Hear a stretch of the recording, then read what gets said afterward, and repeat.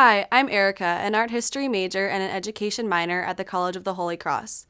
Welcome to Art in an Early Global World at the Worcester Art Museum.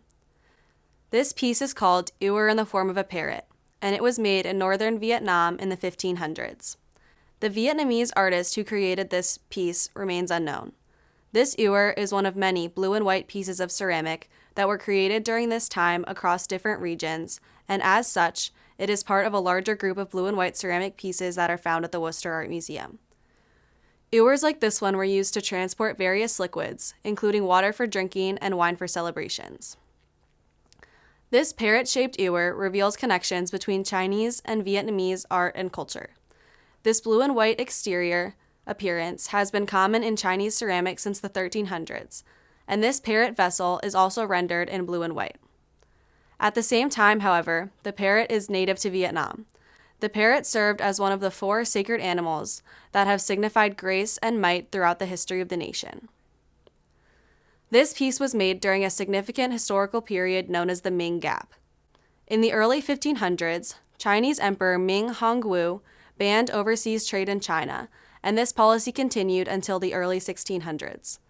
The resulting lack of competition from Chinese trade in the century-long Ming Gap allowed Vietnamese ceramics to flourish.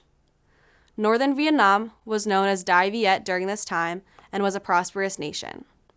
This century saw major advancements in agriculture, irrigation, and architecture, and was known as the Golden Age of Vietnam's history. Ewer in the form of a parrot was made during a period of great change and development in northern Vietnam. As previously stated, ewers were used to transport different liquids and satisfy various daily needs. A ceramic vessel like this ewer was formed from clay and fired in a large kiln. The first of these kilns originated in China during the Han Dynasty before their technology was introduced to Vietnam. This is another example of the connections between Chinese and Vietnamese art. These furnaces could reach up to 2,800 degrees Fahrenheit. During this period, the kilns were made of natural materials. The glaze and decorations on this object were applied before firing. The most important Vietnamese kilns during this time of production were located in the Red River area near Hanoi. This piece perfectly demonstrates a melting pot of cultures through inspiration. While the delicate blue and white exterior decorations on this ewer were inspired by Chinese ceramic pieces, the image of the parrot was central to Vietnamese culture and identity. This hybridity demonstrates the object's role within the early globe.